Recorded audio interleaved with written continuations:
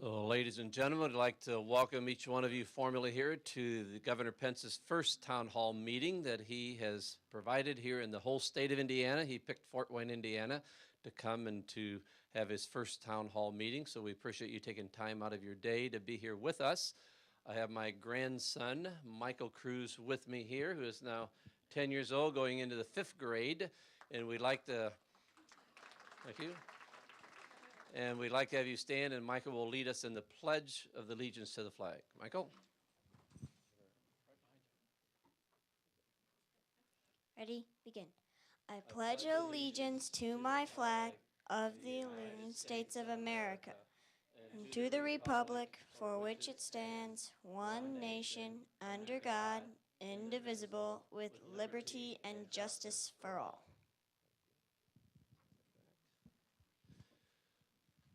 All right, Governor Pence is in his first year as governor. He was elected last November, and he has gone through his first legislative session and got that under his belt now. So now he's a more seasoned governor in the respect of dealing with the legislature, and I think we had good relations with him overall. We had some issues that we didn't always agree on, but we got through those and came out, I think, with good results in the legislative session.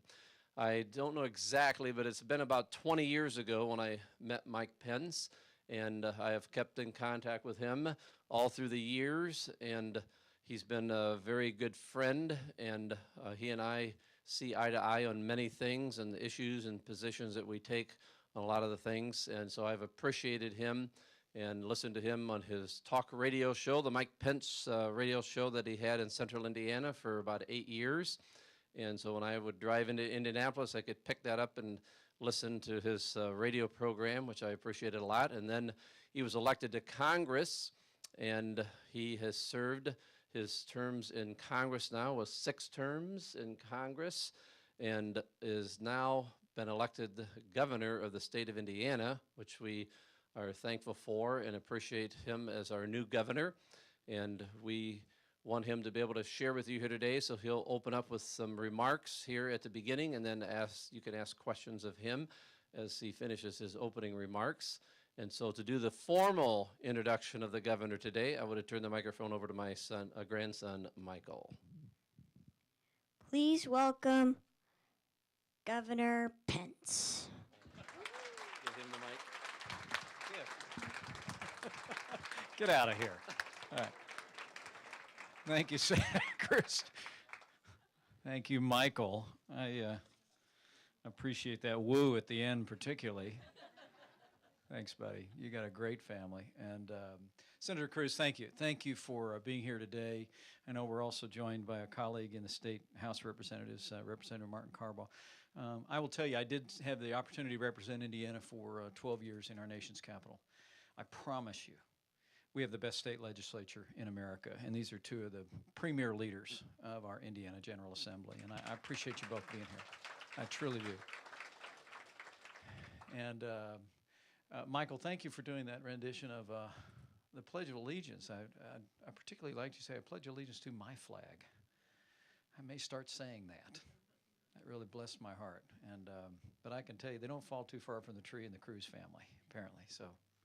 Good to see you both here, really is. Thank you all for coming. Really looking forward to a conversation in this town hall meeting. And we wanted to schedule this at a time that would be most convenient for people to come over the lunch hour. So I want you to know we're going to be very respectful of your time and wrap up promptly at 1 o'clock. We do have, I think, Lonnie Zarnicki, who works with our local governments. Lonnie's been with me for about 13 years. We've got a lot of representatives of the governor's office who are here, and so while I'm not going to race out right after the meeting, if you have something you want to talk to me about a little more privately, or an issue affecting your family or your business that you'd like to call to the attention of the state of Indiana, we've got people here. I don't know if you've got tables set up outside or in the back here. We've got tables set up, and there's going to be representatives of our administration that are available to you. And really want this to be a very service-oriented time of accessibility. But I'm pleased that you're here. I will tell you there's only 2 ground rules about town hall meetings. First among them is I love it when you share with me your first name. You all have me at a disadvantage. My bet is you know my first name. Mrs. Pence and I have been adjusting to being recognized everywhere we go, but please share with me your first name. I'd love to be able to have a dialogue with you on a first name basis. And please feel free to call me Mike. I know I'm born and raised a Hoosier, and so I tend to stand on ceremony a lot, respect the office, but please know it'd be no disrespect for you to refer to me by my first name, and I prefer it, at least when Hoosiers address me. People elsewhere in the country can call me Governor. It's fine. The second thing I want to share with you, I'm pretty old school about town hall meetings. We did an awful lot of these in my service in Congress. And while you are certainly welcome to pose a question, and I'll take my level best at being responsive to that, please don't feel that you have to frame your comments in the form of a question.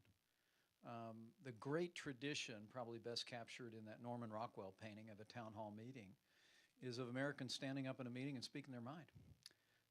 And so please feel free to do that, and know that you'll be treated here not only by yours truly, but by everyone here with respect for your opinions and your right to speak out. So if you have a question, great. If you just have a comment, that's very much fair game as well. I'm going to take a couple of minutes to give you a quick progress report on Indiana, and then we're going to move into your questions in about 10 minutes from now, and the balance of the hour will be on whatever issues are on your mind or you'd like to speak about or call to our attention. First and foremost, let me just say this is a time of extraordinary promise in the life of our state. I like to tell people that thanks to the leadership that we have enjoyed in the last 8 years and 8 months, Indiana is strong and growing stronger, even in a very difficult time in the life of our nation.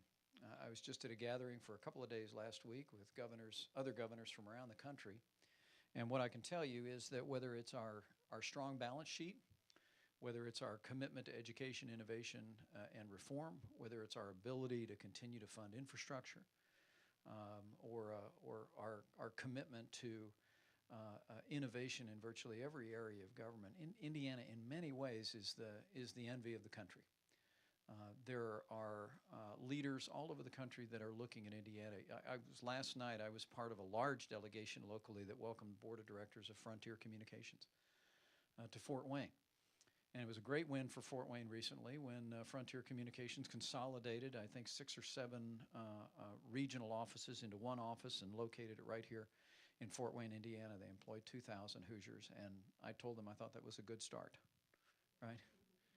But last night I was talking to several members of their board of directors, including their chairman, and I heard, again, what I'm telling you today.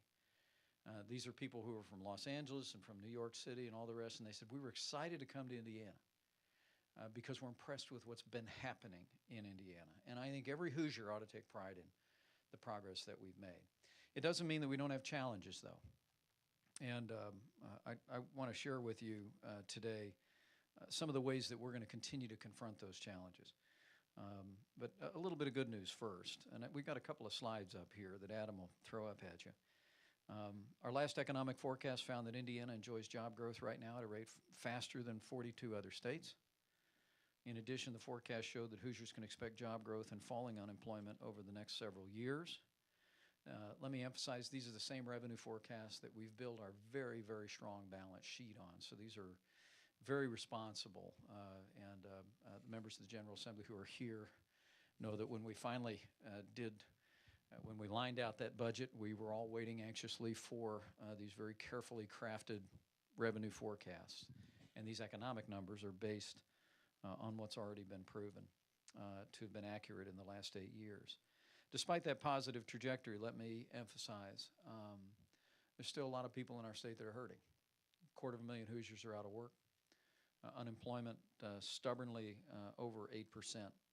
And so even while we can point to projections of job growth, we can point to good news about jobs announcements. And since literally my first month in office, I've been traveling the state, cutting ribbons and welcoming investment in Indiana.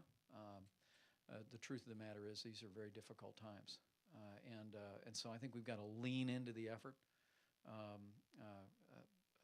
A member of the General Assembly named Frank Mervyn, who's a member of our Career Council, said the other day, as a retired Marine, He said, we got to charge hard. And I want to assure you that the strategies I want to outline to you are all designed to be a hard charge for Indiana at this. Because I think we've got a profound opportunity in front of us because of our fiscal strength, because of the progress we've made, the reputation we enjoy. I really do believe that we can get this economy moving again and we can get these schools working for all of our kids. And I want to talk to you about those strategies for just a couple of minutes. There are 4 specific strategies. Number 1 is fiscal stability. I'm very pleased to tell you that working with these members of the Indiana General Assembly, we just passed another honestly balanced budget that lives within our means.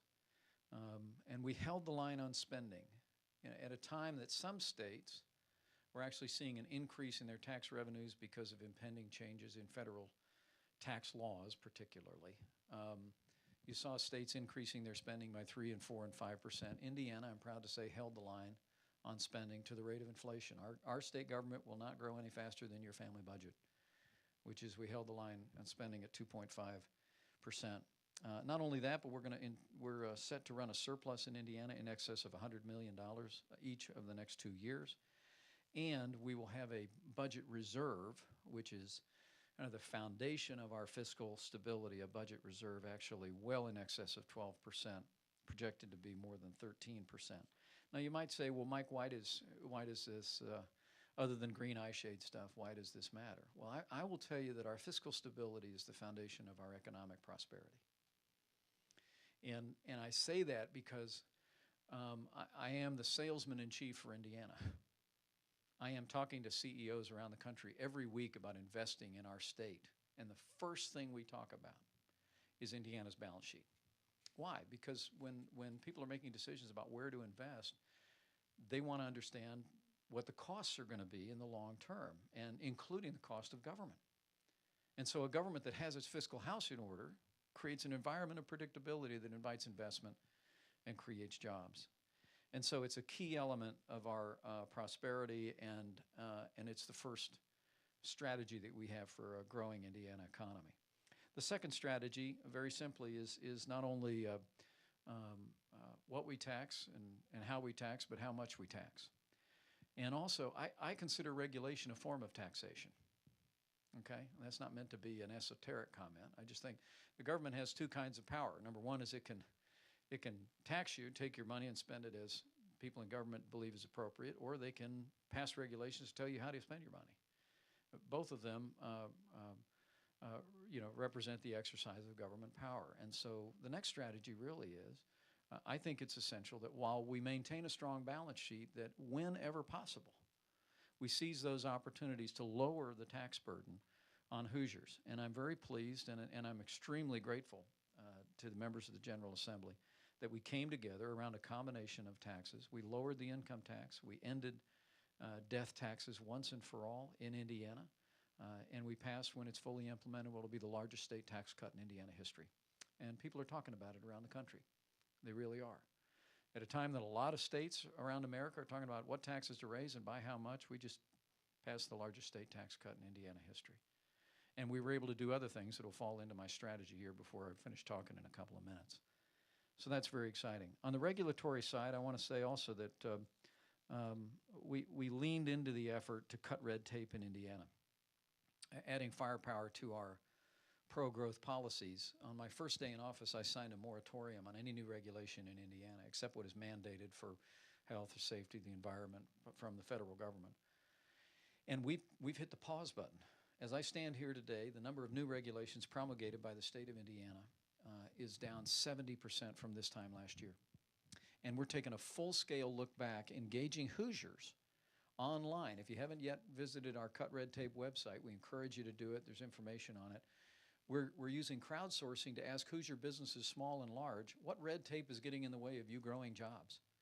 And we're going to work with members of the General Assembly to simplify our regulatory code, which in Indiana is about 11,000 pages right now.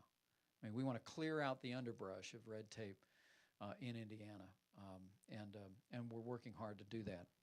The third piece of that strategy on the regulatory side is we're also fighting for more freedom to use federal resources in a way that reflects Hoosier solutions and Hoosier common sense. The posters that you see around us are part of an initiative that we did this week. I signed in Evansville yesterday an executive order that changed our Office of Federal Procurement, which is the Indiana office that was going to Washington and looking for some of our money back. And we changed that to the Office of State-Based Initiatives. Because my focus is, I think we always ought to go to, we sent $50 billion to Washington, D.C. in the last 12 months. We ought to go fight for as much of it back as we can get, right? But in getting it back, I want to make sure that we get it back in a way that we can apply Hoosier solutions to it, whether that's in the area of education, whether that's in the area of healthcare. And that, again, is a part of cultivating the kind of policies that will encourage investment and growth, just like lower taxes and less regulation. The next policy, the third important factor, I believe, is infrastructure. And our strategy for infrastructure is going to be something I comment on. I'm very pleased in this session of the Indiana General Assembly that we identified really some historic resources for investment in roads and schools. $800 million for roads and bridges, including $200 million for local governments. This was the first new money for local governments for infrastructure in the last 10 years. So even as you hear me talk about our strategy is to make sure that we have a strong balance sheet and we balance a budget, our strategy is to allow Hoosiers and Hoosier businesses to keep more of what they earn, we were also able to do this and invest $800 million in infrastructure. Now, as somebody who believes that roads mean jobs, and not just road jobs, but I believe that, you know, if you're going to be, I like to say to people, if you're going to be the crossroads of America, you better have the roads to back it up, right? And so making sure that we're investing in maintaining what we got, finishing what we started, because we got some very, very big projects rolling out there that are going to invite investment in Indiana in the long term. But then also planning for the future. I mean, we're convening as we speak here a blue ribbon panel of people inside and outside government to think about, well, what should the infrastructure of the crossroads of America look like in the balance of the 21st century? And let's begin to plan for that and think about that. And we're in the process of making that happen. The last strategy is, of course, education. And I've mentioned it before. He introduced me this morning, but if you didn't know, Senator Cruz is chairman of the Education Committee in the Senate, and he's one of the premier education innovation reformers at the state level in the country. I'm very, very grateful for his leadership in this arena. On education, we managed to find additional resources. You can skip over that bioscience as one, pal. We found additional resources. We were able to increase funding for traditional K-12 schools. Some people characterize it as restoring cuts in the past. It technically was. We just looked at it as an opportunity to move resources into traditional education, including performance-based funding. We identified some $30 million that can now go to schools on the basis of rewarding high-performing schools and high-performing teachers. And I've been married to a teacher for 28 years, and I can tell you, you know, in our family, we believe there's nothing that ails education that can't be fixed if you give parents more choices and teachers more freedom to teach, okay? And so making sure that we're acknowledging and rewarding high-performing teachers, we're giving them more flexibility and more freedom in the classroom, and we're giving parents, particularly disadvantaged families, more opportunities to choose the public school, the charter school, or even the private school of their choice is important. On that front, we did expand our educational scholarship program this year, modestly. We were able to expand our voucher program in Indiana in ways to give more choices to more families. And lastly, something that we introduced that this speaks to, these panels speak to. And Jackie Dowd is with us in the back of the room. Give a wave back there, Jackie. Jackie is heading up our workforce innovation efforts for the state of Indiana, former Deputy Commissioner of Workforce Development.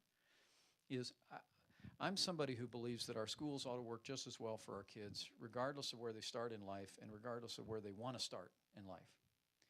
And I said over the last 2 years, I think the time has come to make career and vocational education a priority in every high school in the state of Indiana again. You know, I think we ought to say to every child, including a lot of those kids I was at Big Brothers and Big Sisters with this morning, we ought to say to every child in this community, you ought to go to college. And make it clear to them that they can go to college. And they're going to be ready to go to college, okay? But for our young people who have a different passion and a different set of gifts, I don't think we should make them wait until after high school to develop those abilities. And so we passed 2 different pieces of legislation that now give us the tools over the next year to evaluate what high school curriculum ought to look like in each different of 11 different regions around the state of Indiana. They're called regional works councils, and we're going to have employers and schools come together, and we're going to ask this simple question. We're going to say, what should the curriculum look like in the schools here in Fort Wayne, in Allen County, in northeastern Indiana? What should the curriculum in high school look like for kids that want to go get a job right away instead of getting a degree? And think about this community, some of the great strengths of this community in healthcare. There are associate positions that are available for young people with a high school diploma and one bit of industry training, okay, or an industry certification. The insurance industry, so strong in this community for so many generations. There's lots of entry-level positions for young people coming out with a high school diploma if they have one, if they have one, career path training certification to go to work in there. And let me be very clear that to me, this is not about a plan A and a plan B for kids in high school. I have lost count of the number of millionaires who have come up to me and told me that they started out going to work right after high school, after they got some vocational training back in the day when we used to do it. Okay? This is about giving our kids the opportunity to start where they want to start. And I do believe that success begets success. I think if a young person comes out, whether they go to work in the building trades, they go to work in life sciences, whether they go to work in the insurance industry as in an associate position, then they get in the workplace and they learn skills. They see their own leadership potential. They say, well, I'll get more education, okay? I'll go to IPFW, get more education, or maybe I'll go to Ivy Tech, get more education, and then they continue to build, continue to grow, and become individuals who can realize their full potential. And it's very exciting to me. We've gotten tremendous interest around the state about this, and I want nothing less. I said this at our first meeting Monday of the Indiana Career Council. I said I want nothing less than Indiana to be the national leader in workforce education from secondary education to retirement. And we're gonna work diligently over the next year to rethink how we do this, but starting particularly at the high school level. Lastly, I also think this is going to improve. Let's say to my education chairman over here, I think this is going to improve outcomes in our schools. Did you know that about half of the kids that drop out of high school in this country, and we have some school systems that lose 50% of their kids, 50% dropout rate in some of our tougher schools, or more beset schools. 50% of the kids that drop out of school are making a passing grade when they drop out. Now, what that tells me with common sense is they're not flunking out of school, they're dropping out, they're quitting. And my wife told me a long time ago, there's 3 things that make education successful. Relationship, the teacher that you love. Everybody right now is thinking who that one teacher was. Okay, Sister Rachel was mine. Okay. Number 2 is rigor. Believe it or not, if we don't challenge these young people enough, they get bored and they lose interest. Okay? But the last one is relevance. All right, if an academic pathway is not relevant to what a student wants to do with their life, they lose interest and it invites failure. And so what we envision in Indiana is having more fulsome pathways for college-bound students and for career-bound students that are relevant to what they want to do when their lives begin after high school graduation. And it's incredibly exciting. And it's built on a very simple principle that I think all honest work is honorable work. Okay? And we ought to be lifting up every career pathway for all of our young people and let them develop their own God-given abilities and then begin their lives as they see fit. And I think that's how we get our schools working for all of our kids. So again, fiscal responsibility, common sense, low taxes, less regulation, Indiana solutions in the use of federal resources, roads, infrastructure, education, innovation, and reform. I think that's the foundation of prosperity. And the good news is that the tools the Indiana General Assembly gave us this year, the path we've been on the last 8 years and 8 months, has got us on that course and heading. And I'm very excited about it, feel very privileged about it, but every day I get up and breathe a prayer for wisdom about everyone in this state meeting this moment, because it's a tremendous opportunity for our state, not only to be more prosperous than we've ever been in our state's history, which is my objective in my first term in office. I want more Hoosiers going to work than ever before in our state's history. I think we can get there. But the second piece is I really do want Indiana to be an example. And I think we can continue to be an example for other states around the country of what happens when you put common sense into practice.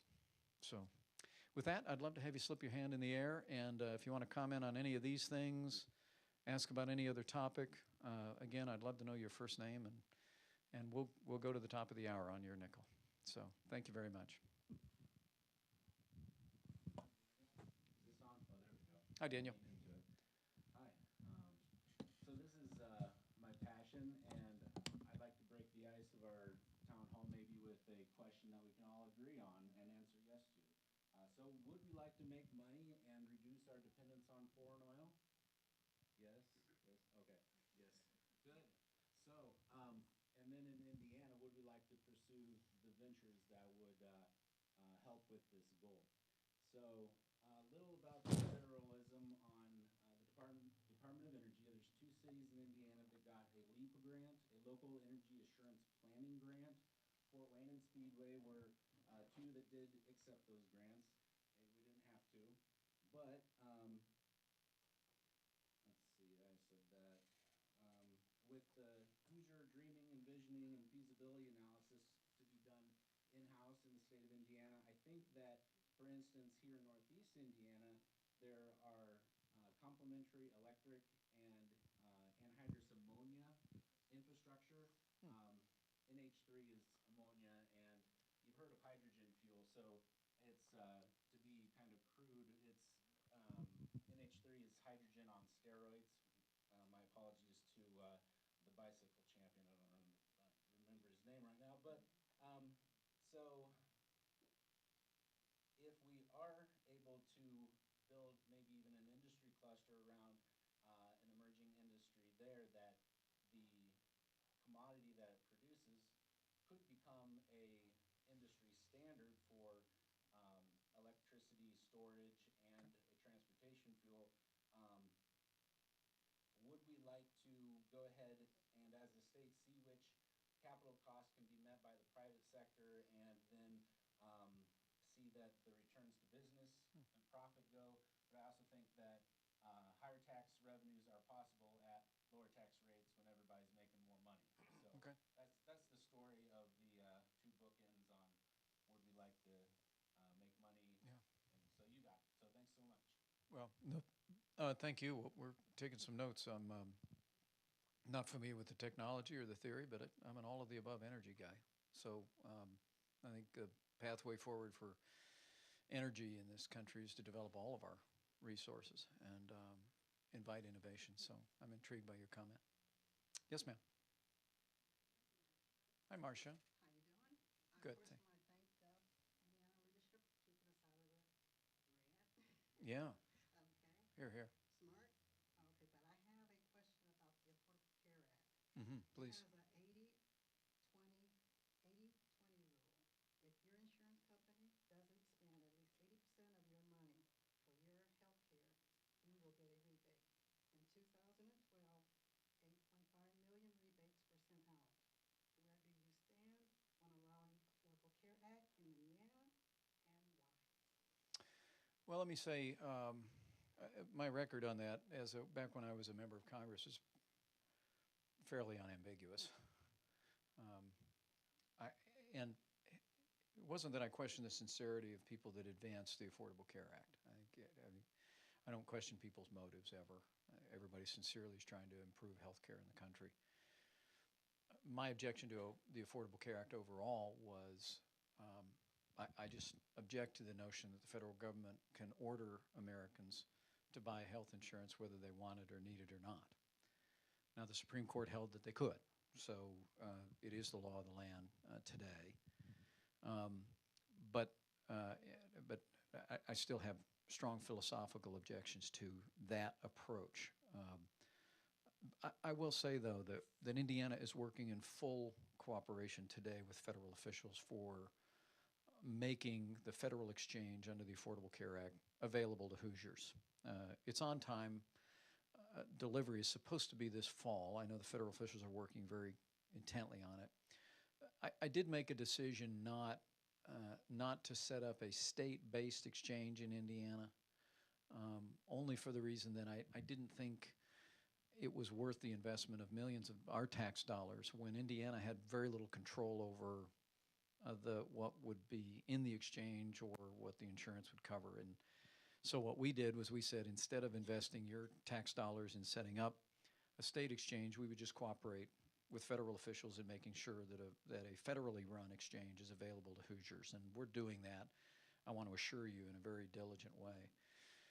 There's another piece of it, though, that is worth commenting on, because I think your question is very important, and that is the issue of expanding Medicaid.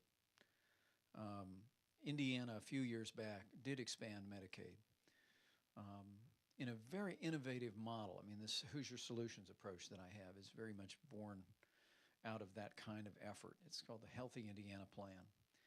And it's a consumer-driven healthcare plan where we actually require most of the people in the Healthy Indiana Plan to make a monthly contribution. We move people from going to the emergency room to going to primary care. We encourage preventative medicine and wellness decisions.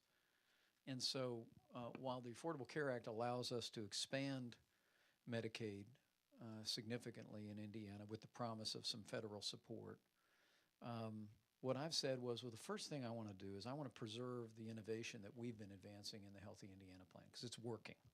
It's improving people's health and lives. 95% of the Hoosiers that are enrolled in the Healthy Indiana Plan would re-enroll.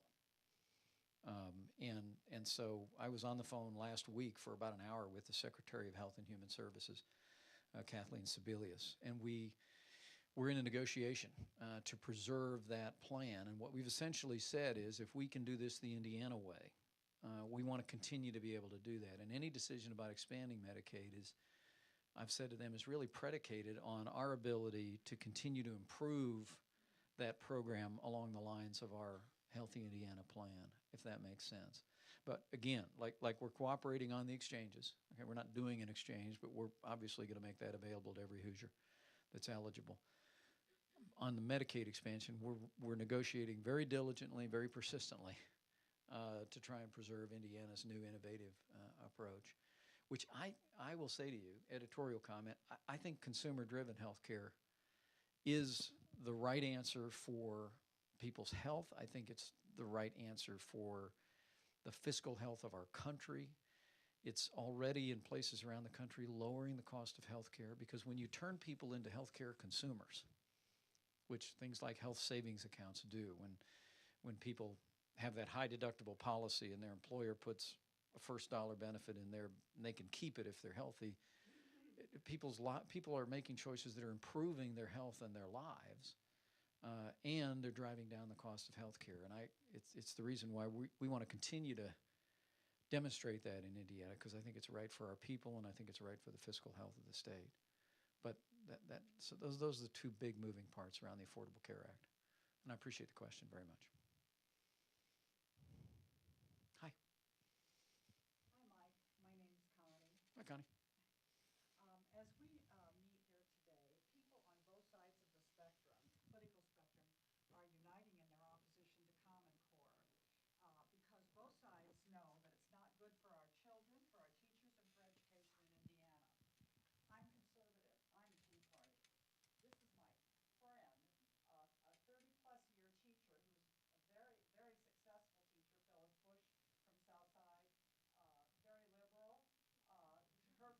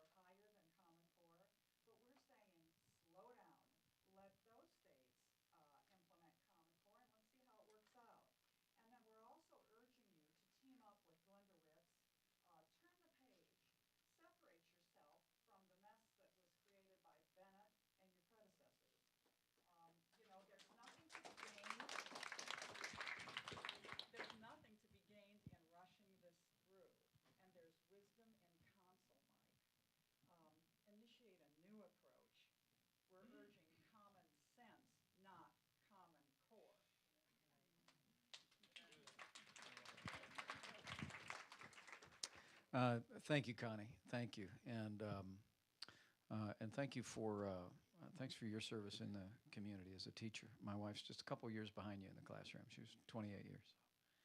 Um, well, let me say, it may be an encouragement to you to know that what you expressed about skepticism and tapping the brake on Common Core is my position. I believe education is a state and local function.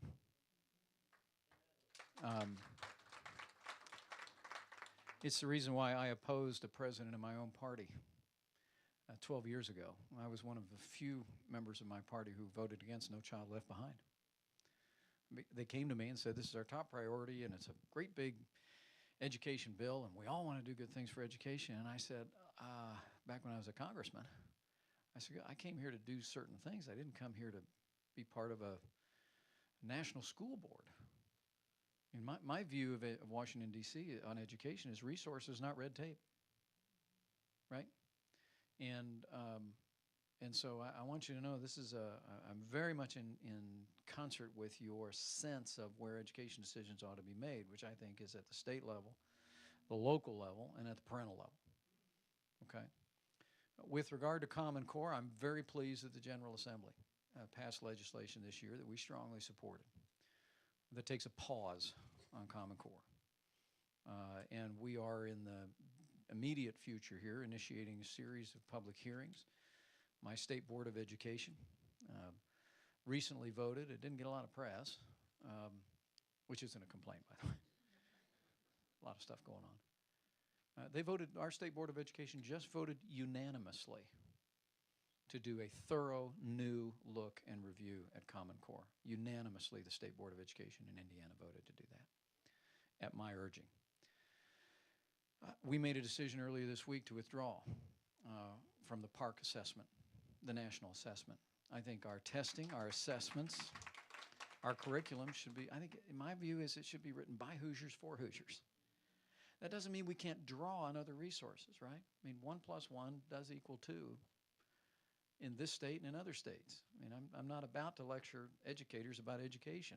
You know, you've forgotten more today about it than I know. But my sense is what we want to do is draw on the standards and the curriculum and the resources and then fashion them in a way that reflects Hoosier priorities and Hoosier expectations, okay? And so I want to assure you that we are very much in concert with what you've said. I strongly supported the legislation to take a pause on Common Core. I think we're the first state in the country to do that. We're taking a very serious, hard look at this, both legislative committees and also the State Board of Education, and we're going to take our time. We're going to figure it out. The last thing I would say to you is with regard to the Superintendent of Public Instruction. We meet on a fairly regular basis, and I was pleased that she issued correspondence this week after I announced my recommendation that we withdraw from PARCC. She issued a recommendation in complete agreement with that. That wasn't a surprise to me because we talked about it, okay? We've talked about a lot of things. Now, there's a few things Superintendent and I disagree on, and that's okay. But we agree on an awful lot. On this workforce innovation, secondary education, we are absolutely in total partnership, and she was at our Indiana Career Council this week meeting. So without commenting on the past, let me just say that we have a very positive, constructive relationship with the Superintendent of Public Instruction, and I'm grateful to have the opportunity to work with her, and we're approaching that relationship in no other way. Okay? Yes, sir. And my question is a suggestion and a question. Why can't the governor's office, your office, have people who are in charge of certain departments available that you can talk and communicate with when you are not going to be able maybe yourself to do this? Why aren't there people who are knowledgeable who, if you have a question, for example, say about Social Security Disability Program, which is clearly under the sponsorship of the governor, and if you write to the Washington, Baltimore, they tell you the responsibility is the governor, and they admit they have $6 billion in overpayments, and they also say that by the year 2017 they're going to be out of money without getting more money from the taxpayer, and if there's any question you have to go to your governor. And think why not have somebody that knows about these things you can talk to, because I can't get any response. Thank you for coming to Fort Wayne. Oh, well, well, thank you very much. And let's find a way to turn these lights on too, Chris, if we can. Let me just tell you that say again? Good. That's what we have in common. Let me say, if you would give me a copy of the correspondence that you've sent that has not been responded to, I'd like to personally look into that, because we work very, very hard to respond. I read all my mail. If you want to be in on how do you reach a governor, write to me. I get a stack of mail this big about every 2 days, and I read all of it. So I sent it 3 times, and Steve Shine assures me he's given it to your office. Um, Susie Spar assures me you personally have seen it. I've talked to numerous people who say you've seen it. yeah, But I can't and you've see not it. gotten a response. No, and I don't think you've seen it. Okay. Because Well, thanks for giving me the benefit of the doubt. But let me tell you, I'd really like to, Lonnie, if we can run this to ground afterwards, I want to figure out where we're getting the missed handoff, because we respond to all of our mail. the real reason is because 40%, I understand, of the whole federal budget goes to Medicare and Social Security. And yet, nobody seems to pay any attention to this. They talk about all these other little things, and, you know, it just doesn't make sense to me. Well, Even- we'll get your reply. I thank you. I promise you. Appreciate it. Yes, please. Lonnie will talk to you right afterwards. Hi, Mike. Hi. Jackie. Hi, Jackie. And I just wanted to say thank you for an amazing race that you ran. And thank you. I also want to say I'm a Marine mom, and I'm going to school. He's going to be deployed again soon, so we can keep him in our prayers. Oh, well. The other thing, when I was at school, started in the lunchroom and then worked in the classroom with teachers, and then was school secretary for many years. One thing I saw and a concern I had comes back to one word, accountability. Some teachers in the tenure program, tenure was a word I didn't even know or understand until the principal told me what exactly it meant, that, you know, they're kind of locked in and they're no longer accountable for their actions, where there's new people coming in that have new thoughts and new ideas, and some of these older people, if we do older and younger together, you know, come up with fresh ideas, it's one thing. But some people who do a lot of fussing is because they're locked in and they want to say, this is the way we've always done it, this is the way we're going to continue doing it. They're not open to new, and we need to, me being older, have to lay aside some of my thoughts sometimes, because the newer have some amazing, fresh, new energies and new thoughts. And I so appreciate what you're doing, and Mrs. Pence, I just thank you so much. And so that's what I wanted to say. And to this young man over here, I did write your office and just to say thank you, and I did hear back, so they really do respond. We'll figure it out. So, Thank you. thank you. Number one, who's your son with? He's with the Marines. He's a flight officer, and he's in North Carolina. He's in North Carolina right now. He's going to be leaving soon. Well, God bless him. He's been twice, so anyway. Yeah, tell him I said thank you for your service. And appreciate your comment, and especially appreciate you sharing, referring to Mrs. Pence. She is the hardest working First Lady in America. Lonnie. Hi, thanks, Mr. Pence. My name's Melissa. Hi. I want to make two different. On education, I would strongly like to see the voucher program with no strings attached. I'm in a unique situation. My daughter is very gifted and talented, and she goes to probably one of, if not the best, private school in the city of Fort Wayne. And they will not accept the voucher because they won't take the strings that the state is requiring, because they do quite fine. So I still pay for her public school and have to pay for her private school. So that's my little note on the voucher program. Because I have a 4-year-old, I'm not quite sure what we're doing with at this point, because she's not going to be eligible for the voucher program, because I think the strings say you have to go to public school for 1 year before you can even be eligible. So I can't already start her off in the private school that my other daughter has just started her high school career. So that's my little note about the voucher program. We definitely would like to see where I really have a choice, because it's been a struggle. Now, I wanted to say... Can I comment on that, at least by way of sharing some information? And I think Senator Cruz will probably find you after the meeting. I'd love to get a sense of the, I mean, without making accusations, the schools make decisions that they make, but I'd like us to better understand what I know some of the strings. I want to understand what the strings are that are getting in the way. The second piece is, I will say, we did move the prior public school year from first grade to kindergarten in this last session of the General Assembly. And siblings can go immediately. So why don't the two of you can chat, and this is the source authority on education in Indiana. It's where I go when I don't know the right answer. See if we can be helpful. Yeah, go ahead. I appreciate your time. On your federalism, I'm very excited that you're willing to push back. You got me all excited. And then on the Obamacare, you got me a little disappointed, because we are very lucky in that the United States Constitution has a little amendment that none of us seem to want to use. And I would love, love for you and the state to lead the way. The 10th Amendment says that anything not delegated to the United States government is ours. You It's right have there. the right. We had many, many bills go through our last legislature, and even with a majority Republican conservatives, we got none through. Yeah. That is very disappointing. We will be working again very hard to get a lot of nullifications through, and I hope that you will be with us leading the charge to support the 10th Amendment of the United States Constitution. Can I ask a clarification? What about the Obamacare position did you think was inconsistent with that? It's not even legal. None of the enumerated powers of the United States Constitution gives the federal government a health care. I'd like to see it if anybody thinks it does. Well, It's not there. It's really not. let me tell you, I led the fight against the Affordable Care Act in the Congress, and it is my philosophical position that the federal government does not possess the authority to order Americans to buy health insurance. That is my philosophical position. I will say to you, though, as the governor of the state of Indiana, the Supreme Court of the United States of America has found differently.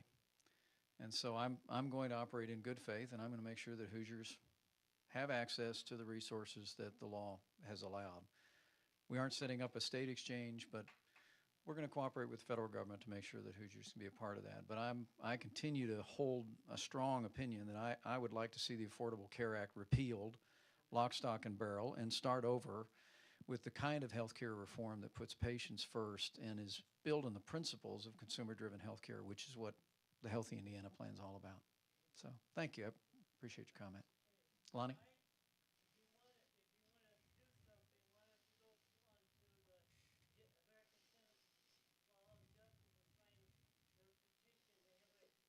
Thank you. Let's go out over here. Hi, Governor. My name is Julie. Hi, Julie. And I appreciate your stance on local control and education, and I do Thank you. have an education issue I'd like you to consider in the light of two recent events. One was the interruption in ISTEP testing that occurred this May, and the other, of course, was the recent school grade changing controversy that came to light, where basically school grades were used as a political tool. I believe that we have gotten to a point where we are misusing high-stakes testing. We are using it for things for which it was never intended. It was intended to, judge progress of students, and instead we're using it to grade schools, influence where people buy homes. We are using it to grade teachers, and I would like for you and the Indiana legislature to, just like you wanted a pause in Common Core, I believe there needs a pause and study of the use of high-stakes testing. And that's my concern. And if you have any comments, I'd appreciate hearing them. Well, and it's Julie, right? It's Julie? Yes. Thank you for the question. And let me say I'm aware of the press reports concerning our A to F grading system last year. I am pleased that Superintendent Ritz has initiated a full internal review of our A to F grading system. And I look forward to that report. And I told local media today that if there are other avenues that can ensure the impartiality and the integrity of our A to F system, I'm open to considering that. But I want to hear from the superintendent first about what their evaluation is of that. All of that being said, I really do believe that performance measured is performance enhanced.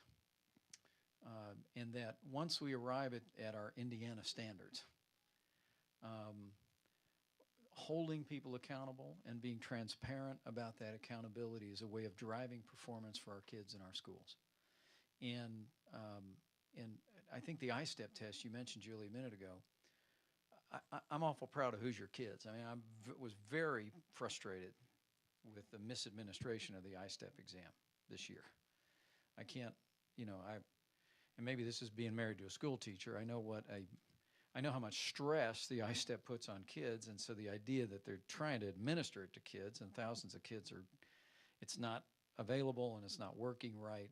It just is really tough. The remarkable thing is that I-STEP scores still went up in Indiana, which to me is a testament to Indiana kids and teachers. And I think they ought to take a bow, because when the going gets tough, you find out the character of people involved. And here in a tough environment, our I-STEP scores are still going up, and that was very encouraging to me. In fact, we've seen graduation rates rising in recent years. We've seen test scores rising in recent years. And on the A to F system, we had this debate very vigorously in the General Assembly about whether we change the grading system. And I want to agree with you that it's got to have fundamental integrity to it and impartiality. And the issues that have been raised in the press, I'm awaiting the Department of Education's review of that system in light of those press reports. But I'm confident that we can have a reliable, impartial assessment. And I will tell you, I really do believe that putting that letter grade, or however we measure that, and I think we could begin to measure growth more effectively than we measure it. And for those of you that don't have Julie's background or some of the educators' background, we ought to be evaluating schools and teachers not just on the basis of how many are achieving the level that they're supposed to achieve, but how much progress have schools made based on where they started. Because the schools in some of our larger cities, inner cities, start at a different place in the 4th grade than the schools in some of our rural areas kids do. And measuring growth, I think, ought to be factored into the way that we assign those grades. But I still think at the end of the day, grades matter. Okay, I told the staff if we have a few minutes before I go to Kendallville, I want to sneak across to the baseball park. And there's that old saying that says, if you're not keeping score, you're just practicing, right? And I think it's important we keep score. I think it's important that we put a letter grade on these schools and that we have that level of accountability. But it's absolutely essential that that be a system that fairly and adequately assesses the progress those schools are making and has integrity and impartiality to it. Thank you, Julie. Hello. Hello, my name's Renetta. Hi, Renetta. And I stand in support of the Affordable Care Plan. I am a director of an organization where the poor and underserved I see on a daily basis who do not have health insurance. And this is the opportunity for them to get health insurance, because I'm sure that all of you probably have health insurance. And when the Affordable Care Plan was passed, and when you had children that was not age 26, you took advantage of it. So I see no reason why others in the community who are poor and underserved cannot take advantage of the Affordable Health Plan. And as far as the Indiana Health Plan, that plan only covers 40,000 people. That's right. And your waiting plan is just as long. In the state of Indiana, we have over 900,000 people who do not have health insurance. So I say we need to figure out how to get health insurance for everybody in this room. Quality health care is for everyone. It's just not for one person. Okay. Thank you. Thank you. And the health, we might have a few differences in there, but you might be encouraged to know we're working very hard not only to renew the Healthy Indiana Plan, but we're open to expanding it. Because being an expert in this area, you might know how popular that plan is and how well received it is. We have a waiting list of almost as long as the enrollment list, but we're working very diligently and in good faith and we'll see what Washington comes up with. Thanks for your work, though. I can tell you got a heart for it. Hi. Who's this? I'm Aubrey Swain, and I was wondering if I will be a lawyer when I grow up. So I was wondering if you have a law degree. I'm sorry, I can't answer that question at this time. Yes, I do, dear. I'm just teasing. I said that for them, not for you. And what's your wife's name? My wife's name is Karen. We've been married for 28 years, and she's an amazing person. She's a school teacher and an artist and a pilot, and she's a great first lady, too. I hope you meet her someday. And my last question is, do you have kids, and what are their names? We have 3 kids, and they were about as old as you a week ago. Right now they're 21 and 19 and 18. And our son is at Purdue University, and he's studying aviation, and he wants to go into the military. And our daughter is going to school in Chicago, and she's studying film and cinema. And we have another daughter who's headed off to college this fall out on the East Coast. So we're going to be empty nesters, and you people have given us a pretty big nest. We're a little worried about losing each other. Yes, sir. Hi. Hi, my name is Bob, and Hey, Bob. I hate to see the Marines get all the credit. I'll bet. Retired on the head, but I'm a retired Air Force pilot, and I like to see Indiana fly well above the other states. But Yeah. my Thanks, Bob. passion is reduced recidivism. I've been a chaplain in the Allen County Jail for 7 years. Wow. And I'm watching these gentlemen in the jail and the ladies just essentially rot in there for a couple of years Yeah. while waiting on a trial. The Allen County budget is about 75%, give or take, tied up with the judicial system. This is a tremendous amount of money, and if we reduce recidivism, there's a lot more money for infrastructure and other things. There's a youth correctional facility on Cook Road right here in Fort Wayne that's been vacant for several years. That facility could be used for something far more better results. These people could have a 2-year degree rather than be in the Allen County Jail waiting on trial, etc. They could have an associate degree in 2 years. We've been working with Christina Trexler to see if we can't come up with something. We need a little push from state to make this happen, because we know we're going to need a lot of help from you folks down there. But this is a crime to have that facility sitting empty when it's essentially a turnkey operation. Thank you. Thank you, Bob. Thanks for your service, and Chap, thank you for your work in corrections. Let me elaborate on that before we go on. We'll take a couple more questions here. If we can go till 10 after, that'd be great. First and foremost, I was very pleased to sign legislation this year that allows for the expungement of a person's record if they stay clean, if they weren't involved in a serious crime, after a certain number of years, essentially give them a fresh start. And I was talking to some people, big brothers and big sisters today. We're talking about the importance of the message that sent. Here's my philosophy on law, on crime and punishment. I want Indiana to be the worst place in America to commit a serious crime. I want bad guys to drive around our state because we have a reputation for throwing the book at anybody that does harm to our people. But secondly, I want Indiana to be the best place in America once you've done your time to get a second chance. And I appreciate the work you're doing with our team on recidivism. We're working very earnestly in the Department of Corrections right now to think outside the box. We're talking about ideas like a first-time offenders facility, which may be in concert with the facility that you're talking about. We're talking about more faith-based and character-based programs, maybe facility-wide, at one Indiana prison, where we could give inmates the opportunity to agree to do their time voluntarily at a place that focuses on character development and maybe from a faith foundation as well. I mean, and the reality here is, I mean, in your capital city of Indianapolis, you have 4,000 prisoners who return to Indianapolis every year back into the community. Within 3 years, about 60% of them are back in jail.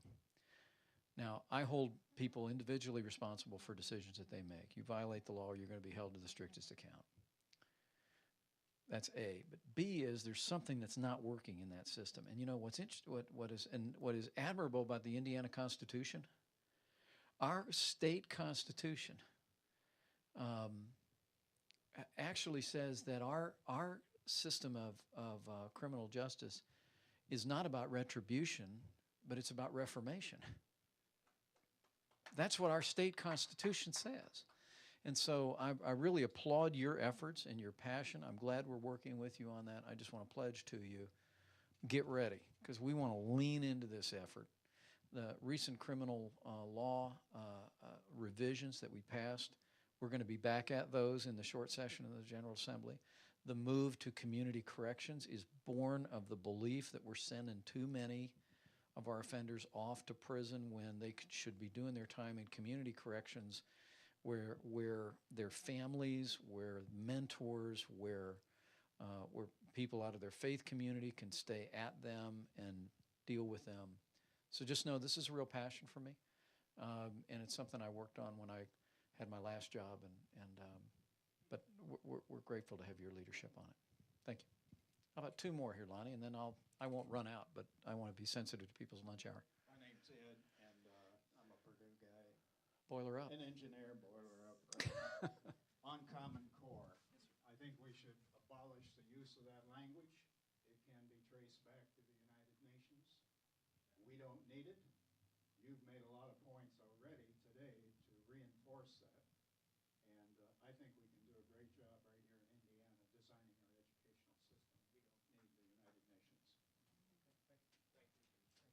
Nations. My name is Kathy, and I am here to speak on behalf of the 8,000 Hoosiers that will not have a birthday in 2012. They lost their lives at the hands of the abortionists. I want to thank you. I know we're not here to talk about social issues, but I want to thank you for your strong leadership in Washington, D.C.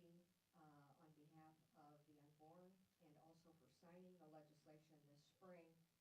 That the beauty of it is not only that it protect the unborn, but it also had a huge concern and addressed a huge concern for the safety of women. So thank you for not only standing up for the unborn, but also for women. Oh, thank you, Kathy, and thanks for your stand for life. Monica, and I just want to say thank you. You brought Cassius County here today, and I just want to thank you for restoring my faith that you follow through with what you say you're going to do. Thank you for the Office of State-Based Initiatives. I appreciate it, and we're grateful. Monica, I appreciate it. I'm glad you're excited about this, because I really am. And to our friend in the back of the room who rightly recited the 10th Amendment of the Constitution, which warmed the cockles of my heart. Oh, you're waiting to talk to the chairman. She's good. You might be glad to know, if you can see, the 10th Amendment is the first thing listed up there. I really do believe that by retasking our office of federal procurement to an office of state-based initiatives, we'll be getting off on the right foot in our relationship with the federal government. And that is, we're saying, look, as I said before, we sent $50 billion last year to Washington, D.C. out of this state. And the point is, businesses and individuals, and the point is, we ought to be going and banging on the door and getting as much of our tax dollars back as we can. But we're going to be applying a framework that says we want it back, but we want to use Indiana common sense and solutions that are grounded in our state, in addressing the needs of our people. And we've been doing that for years now in welfare. We've been doing that in healthcare, the Healthy Indiana Plan. We've been doing that on education. And what we're also tasking is every agency of our government is to have a block grant proposal, the resources to say, what if the resources that your agency got from the federal government came in the form of a block grant? How would you do things differently? And then advocating for that. Because I really do believe, the Healthy Indiana Plan itself is a block grant that allowed us to redesign a system that's better serving Hoosiers and it's more fiscally responsible. So this is a real passion of ours. It's, we called this week Hoosier Solutions Week, and we've been talking a little bit about this around the state, but this is really intended to be a different approach to our relationship to the federal government, and it's about doing things by Hoosiers, for Hoosiers, the Indiana way. And we're just very intent about it. I want to get my last question from you, or last comment from you. May I? Yes, you certainly may. My name is Phyllis. I'm a retired teacher. Yes. And we've been talking about accountability and money and saving money. And one of the things that just strikes me is in 2011, we spent $46 million on high-stakes testing. And to me, that seems outrageous, simply for the sake that as a former teacher, there are only two reasons to give a test. One is for diagnosis, and the other is for evaluation. We're giving them willy-nilly. Why are we spending this kind of money, and why are we putting this kind of pressure on kids? Why are we putting this kind of pressure on teachers? To me, it seems like a gross misuse of Hoosier dollars. That's all I'm saying. Well, thank you. And I will tell you that the teachers that I've talked to over the years have reminded me that when you test in the classroom, it's not just a one-day operation. It's like, it's the days leading up to the test to get the kids in the right place, and then it's calming the kids back down. It's one of the reasons I voted against No Child Left Behind more than a decade ago, because it mandated national testing in the 4th and the 8th grade. And I said, education is a state and local function. I don't want mandated national testing. And so I hear what you're saying. I'm very interested, and the chairman sitting over there knows this, in thinking fresh about ways that we give teachers more freedom to teach. Well, I can tell, and I'd be happy to listen to you. But I want to tell you, I said early on, there's nothing that ails education in Indiana that can't be fixed if we give parents more choices and teachers more freedom to teach.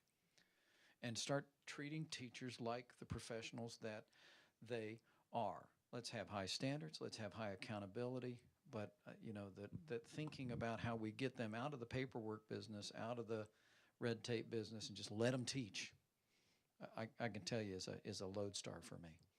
Let me close. I'm not going to run off. I'm right here. Everybody who's with me, I've got a couple cabinet officials here. In fact, put your hands in the air, will you, if you're on the Pence administration team.